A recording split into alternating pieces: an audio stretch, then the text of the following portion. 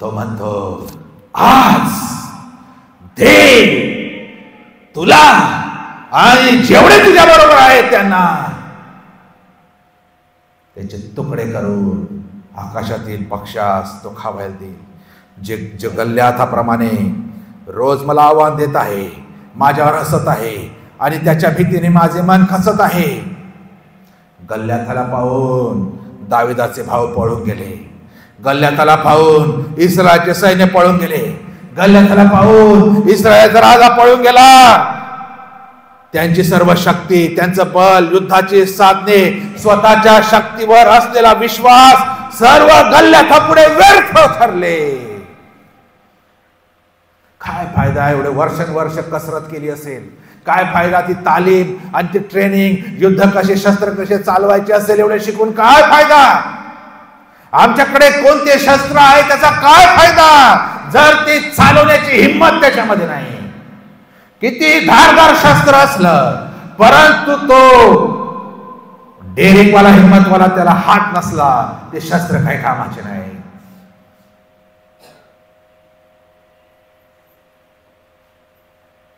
आणि म्हणून देव आम्हाला दावीद बनवू इच्छितो. ज्या गल्ल्याथाला पाहून सर्व दुनिया पळून जात होती, या ठिकाणी दावीद येतो. त्याचे मन आवाढव्य गल्ल्याथाला पाहून घाबरत नाही. हीच परीक्षा आहे, त्याला पाहून मी घाबरतो किंवा नाही.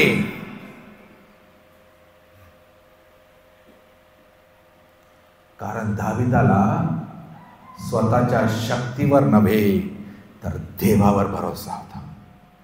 आम्ही का घाबरतो? कारण आमची संसाधने अपुरी पडली असं आम्हाला वाटतात.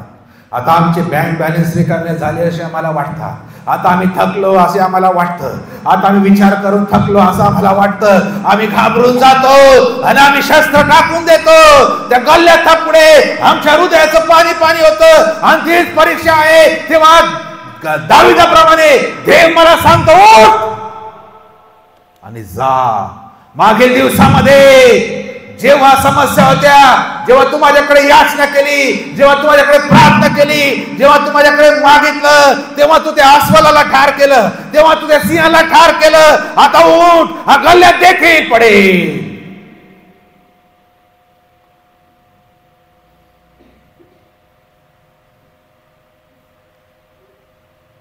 विश्वास स्टेप बाय स्टेप वाढत असतो.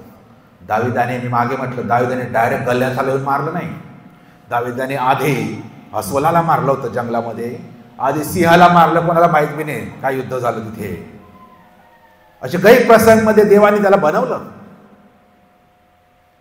देवाच्या तालिमीत तो वाढला.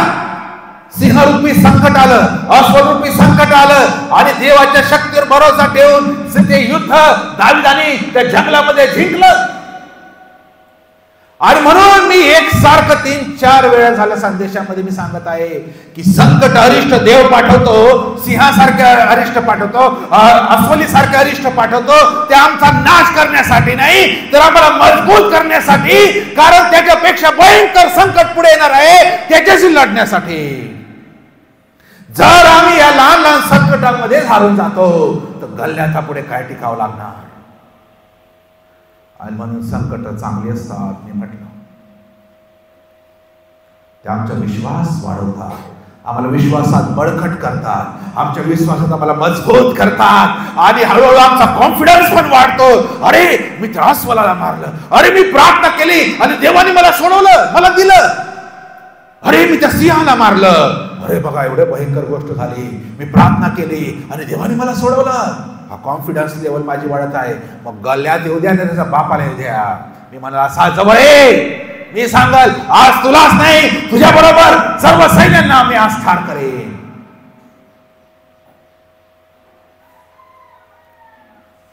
जोपर्यंत हा गल्ल्यात माझ्या जीवनात जिवंत आहे तोपर्यंत माझी हार आहे, तोवर माझी हार आहे. आणि हेच कारण आहे ख्रिस्ती जीवनामध्ये आम्ही हारत आहोत. रोज आम्ही किड्या मकोड्यांसारखं रेंगाळत जीवन जगत आहोत. आध्यात्मिक हारलेले आहोत. विजयी जीवन नाही जगत. आमचा विश्वास कुठे आहे? आमचा कॉन्फिडन्स कुठे आहे? थोडासा जोरात वारा आला संकटरूपी, थोडीशी उष्णता वाढली दक्षिणेच्या वाऱ्याची, की आम्ही लगेच तिकडे तिकडे शोधायला सुरुवात करतो, पळायला सुरुवात करतो. आम्ही युद्ध लढू शकत नाही. आम्ही आमची दृष्टी देवावरून लगेच हटून माणसावर आणतो की हा मदत करल, ती मदत करल. परंतु देव ते संकट काढत आहे की माझी दृष्टी त्याच्यावर अधिक मजबूतीने राहावी, माझा भिस्त भरोसा त्याच्यावर राहावा. म्हणून देवाची जेव्हा परिस्थिती उत्पन्न केलेली असते तेव्हा मी उलट त्याच्याकडे मजबूत होण्याच्या ऐवजी मी उलट जगामध्ये आणि माझ्या संसाधनावर विश्वास ठेवून मी जगण्याचा प्रयत्न करतो आणि म्हणून माझी हार होते. प्रयत्न किती कठीण आहे. जर आध्यात्मिक रीतीने चेक केलं तर ह्या 24 सालामध्ये मी किती युद्ध जिंकलेली आहे हे आम्हाला समजेल की या 24 सालामध्ये माझी हारच होत आलेली होती. रोज आम्हाला आपटत होता. रोज सकाळी आणि संध्याकाळी येऊन हा गल्ल्यात मला चॅलेंज आणि आव्हान देत होता आणि तेव्हा मी दोघून लपलेलो होतो. दबकून बसलेले आहेत, अंधारात लपून बसलेले आहेत. कोणीतरी ओढत आहे सैतान जोड्यात, आम्ही घरात लपून बसलेले आहेत. एवढा लपलेले आहेत की देवाच्या मंदिरी मी येत नाही. गल्ल्याला पाहून एवढं भय वाटत आहे.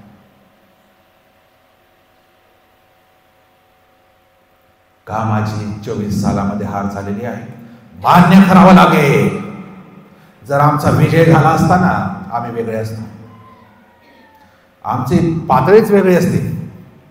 आमचा विश्वास इतका वाढलेला असतं का दाविदाचा विश्वास पाहना हो, एक निगेटिव्ह शब्द बोलत नाही तो, एक भयभीत झाला असं वाटत नाही. त्या शास्त्र आम्ही वाचतो तेव्हा उलट हा जो बोलत आहे त्याच्यापेक्षा जास्त त्याचा विश्वास वाटत आहे. हा तर म्हणतो तू जवळ आहे, हा तर म्हणतो तू आणि तुझ्या बरोबर सगळ्यांना मी आज मारीन.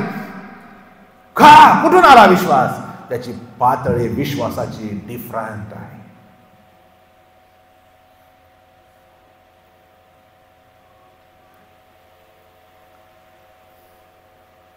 जोपर्यंत हा गल्ल्यात आमच्या जीवनामध्ये जिवंत आहे प्रियांनो, आम्ही जिंकू शकत नाही. 2024 सालामध्ये आमची जी हार झालेली आहे प्रियांनो, 2025 मध्ये ती आम्ही परत रिपीट करू नका. 2025 सालामध्ये आम्ही पराजयित झालेलं जीवन जगणार नाही. आम्ही डिफिटेड लाईफ जगणार नाही. आम्ही हारलेलं जीवन जगू शकत नाही. न जाणो हारत हारत आम्हीच एकदा निघून गेलोय जगातून, तर आम्हाला स्वर्गाच्या राज्यात कशी कोणत्या तोंडाने जागा मिळेल? आणि म्हणून रोज आम्हाला देवाच्या शक्तीवर अवलंबून विसंबून राहून त्या गल्ल्याला रोज आपटायचं आहे. देवाचं वचन म्हणतं हा जो गर्जणारा सिंह आहे ना त्याला काय व्हा म्हटलेलं आहे? आडवे व्हा. सैतानाला आडवे व्हा म्हणजे तो तुमच्यापासून पळेल आणि मोहापासून पळा असं लिहिलंय. आम्ही मोहाला आडवे व्हायला जातो, मोहात पडून जातो. आणि जिथे सैतानाला आडवे व्हायला लागते त्याच्यापासून पळतो. उलट गणित ख्रिस्ती लोकांचं. ज्याला आडवं व्हायचं म्हणजे ज्याला रोखायचं, ज्याच्याबरोबर लढायचं त्याला पाहून आम्ही पळतो. आणि जे मोह आहे त्याला पाहून पळायला लावलं तर त्याच्याशीच लढायला जातो. मोहात चांगले चांगले हारून जातात प्रकार. देवाला माहिती आहे म्हणून मोहापासून काय सांगितलं आहे? दूर व्हा, पळा, दूर व्हा. कारण मोहाला जिंकणं शक्य नाही. खूप कॉन्फिडन्स लेवल फार हाय पाहिजे. पण सैतानाला आडे होण्यासाठी देवाचं वचन सांगतो तो किती गर्जणारा असू द्या, किती त्याचं रूप अक्राळ विक्राळ असू द्या, किती भयावह तो दिसणारा असू द्या, येशूच्या नावात, देवाच्या नावामध्ये त्यांनी जर मला विजय दिलेला आहे. हा दावीद जुन्या करारातला संत आहे, दास आहे. येशू तर येऊन अजून मेला पण नव्हता. सर्व जगासाठी. येशूने तर आम्हाला रेडीमेड सर्व विजय दिलेला आहे नाही का, वधस्तंभावर. मरणावर विजय, सैतानावर विजय, पापावर विजय येशूने वधस्तंभावर दिलाय. आमच्याकडे ऑलरेडी सर्व आहे. आता फक्त आम्हाला विश्वासाने ऍप्लिकेशन करायची गरज आहे.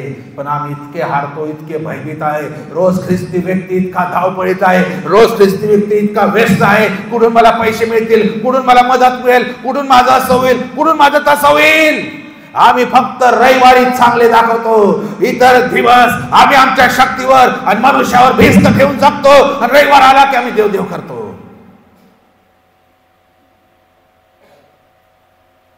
रोज युद्धामध्ये आम्ही आहोत हे विसरतो.